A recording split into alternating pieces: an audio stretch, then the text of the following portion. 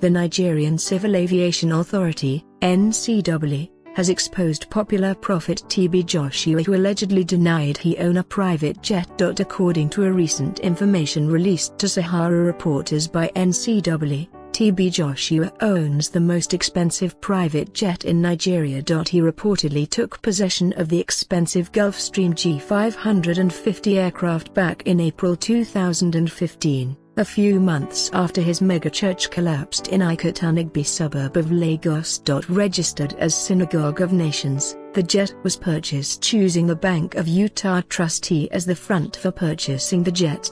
Pastor TB Joshua's private jet is the most expensive of the 4 jets owned by popular Nigerian pastors. The aircraft with registration #131LK costs $3 million to maintain annually. Though TB Joshua has been denying it in the past in order to avoid division among his followers, we can confirm to you that the man owns the most expensive jet in Nigeria at a whopping $60 million. NCAA confirmed to Sahara Reporters over the weekend that expensive aircraft on their record belongs to TB Joshua.